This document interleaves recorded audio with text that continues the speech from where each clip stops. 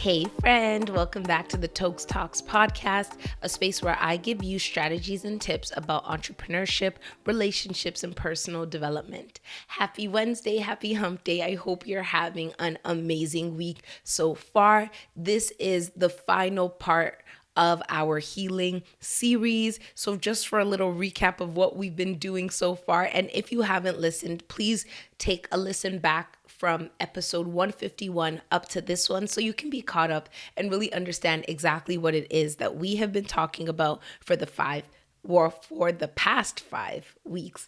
So we started off with the crumble. The crumble was that moment that things fall apart, that moment where you get that piece of bad news, where that breakup happens, where that loss happens, and things just begin to crumble. It's overwhelming, it's scary. Sometimes it's riddled with anxiety because you don't even realize how fast things are falling. And the shock of a shift in reality really just has us overwhelmed. But there's something very important about sitting in that and allowing ourselves to fully feel those emotions, because we don't want them coming back up at an unnecessary time because we tried to just blaze past and didn't really experience it for what it was.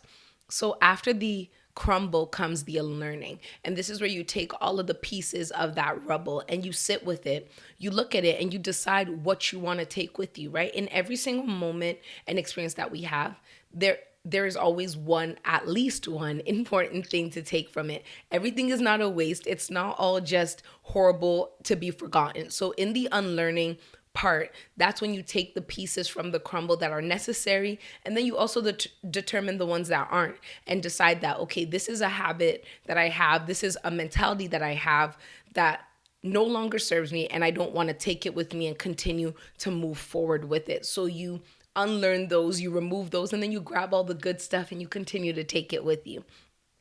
The next one is the rebuild. And the rebuild is where you take all of those pieces, right? Like the pieces from the crumble, the good ones, of course, not the bad ones. You take the good ones, plus then every other thing that you want.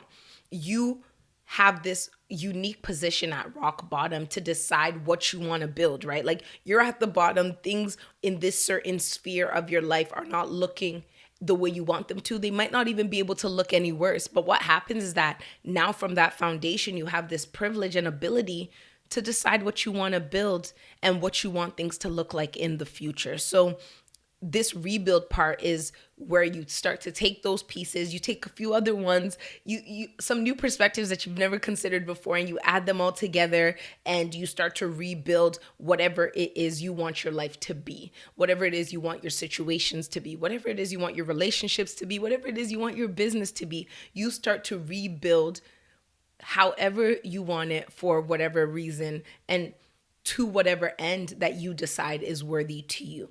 So after the rebuild comes the inevitable part, which is the regression. And for my healing journey, I think that this is a very important part to bring in, because sometimes people don't speak on the fact that just because you're on this up and up, just because you're focused, just because you're doing well, people forget to let us know that we're still human and we can have a slip up that can have us feeling like every single thing we've done is a waste. But that's not true, because the regression is a moment in time.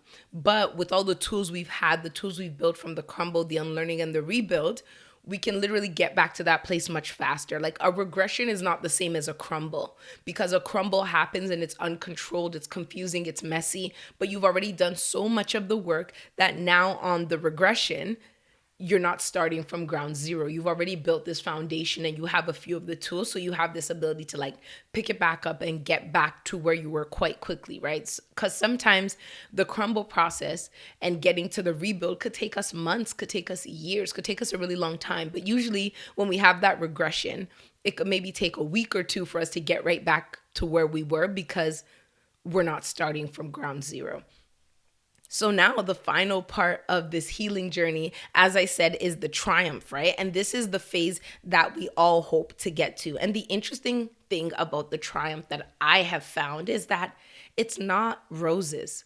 The triumph healing doesn't mean that things will never happen again. It doesn't mean that, it doesn't always mean that you'll never be re-triggered. It doesn't mean that that moment will never bring you pain or that your mind will completely forget it and you won't get back to it. Like the cool thing about the triumph is that you realize that no matter what comes your way, you'll be fine.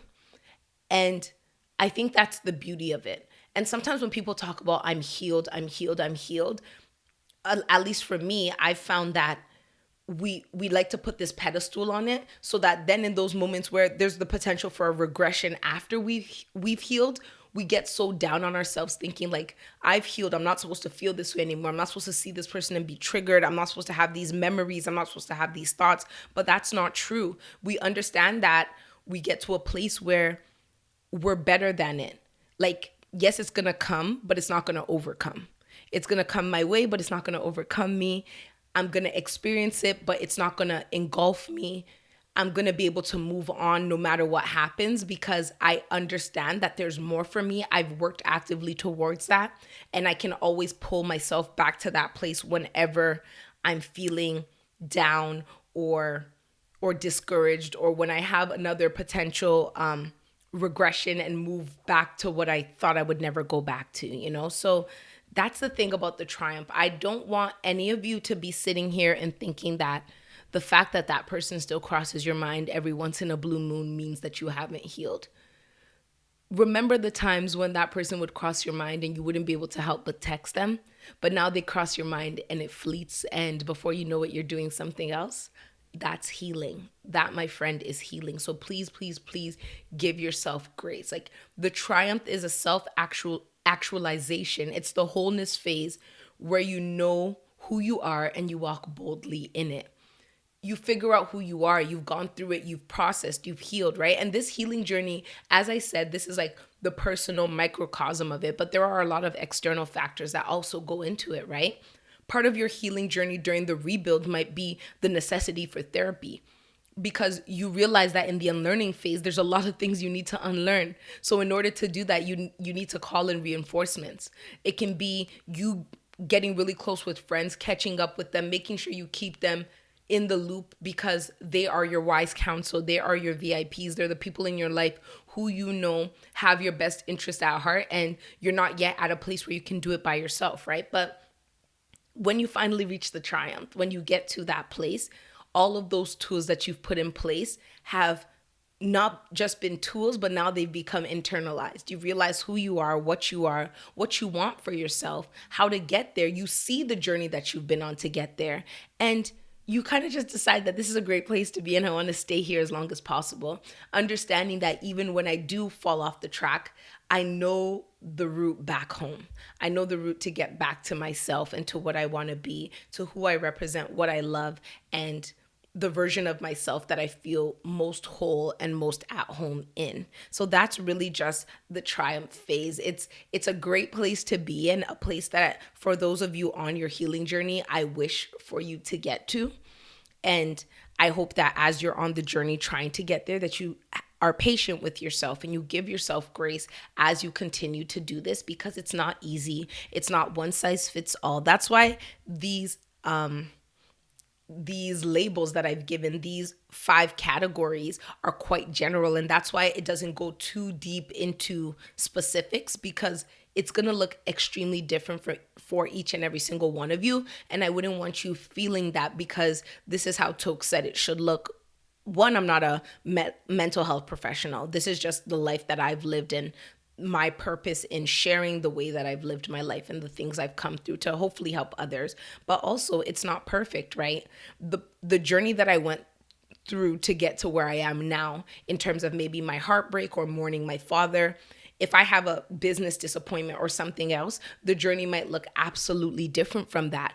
Although I might still have these categories, the steps that I need to take, the length of time that it takes, and the ways that I categorize success might look completely different. So I don't want you to ever feel like you need to beat yourself up or potentially like you're behind, because this is not a race against other people, a race against what anybody else is doing. This is a pace that is purposed, and you want to get to triumph well. You don't want to rush through the other stages and then get to a fake triumph stage where you're actually not as healed as you thought you were. And instead of it being a regression that is inevitable to happen, it's a complete crumble again because you didn't sit in that. You didn't unlearn what you need to unlearn. You didn't rebuild with the proper foundation and the proper support systems that you needed to get to where you ultimately want to get to, right? So yeah, I really want you to take your time with this. And if you have any questions for me, please feel free to reach out. I'm here to offer you support, to offer you guidance, and even just be your virtual friend, a pen pal, whatever it is you need from me. Reach out and I'll do my best to fit you in so that we can work towards getting you to that whole place that you deserve to be. So yeah, that is the end of this episode. But before I close off officially, I need to make a little announcement. So I'm going to be taking a break from the podcast. How long? I am not sure. When will I be back? I am not sure. But what I am sure of is the fact that this is a very necessary part of my journey, my business strategy, my mental health, and all of that. Like, if I'm being honest, I think for a little while now, I've been teetering on the edge of burnout. And that's because for about 3 years, I've been going at everything full pace, not stopping, not making any excuses, going super hard, partially because I was energized and also because I wanted to, and also because I felt I needed to. And I think now I'm at a space where I don't need to. And because I no longer need to, it's allowed me to slow down and be able to evaluate. You know, there's sometimes this fear that I will be very candid about of stepping away and feeling like things will fall, like disappear in your absence, or that people will forget you, or that everything you've built will just go to nothing. And I'm at a place now where I don't believe that to be true. And even if it is, I would rather take a step back, rebuild, come back refreshed, and give you all what you deserve, which is the best of myself, a clear mind, concise thoughts, instead of continuing to shovel out products, episodes every single week when I don't feel compelled or convicted to do so, just because I feel that I can't stop. You know, so, and that's not just a disservice to me, it's a disservice to you all, because you deserve quality. If you're gonna sit here and listen to me for 12 to 20 minutes, however long it is, and I am telling you rubbish, I'm telling you things that I don't even believe in, I'm ticking off a box because a weekly podcast has been something I've been doing for almost 3 years, that is an insult to you all. And I respect you as my friend, my virtual friend who I speak into your ear every single week, way too much to put you through that. It's not fair. So I'm going to be taking a step back. I'm going to be reassessing the style of the podcast, potentially even the title. I think by the time I come back, things are going to be really different, but I promise you that it will be the most authentic and hopefully the most beneficial change for you all as I bring you this new thing. Hopefully I'll be back by the summer, and if not, before the end of the year for sure. I'll be back before the end of the year. In the meantime, I'm still continuing my YouTube channel, so I'll be posting there once a week. So you can feel free to subscribe to my YouTube channel. It's Toks Talks, as is my Instagram as well, and my Twitter. So I'll still be posting and sharing different parts of my life, myself, and my work. So I'm not completely going underground. I'm just not going to be in the podcast space for now. And I just wanted to thank you all for listening and hopefully supporting this decision that I'm making. It's 155 episodes. I think it's a cute place to stop for now. And it's a lot of content.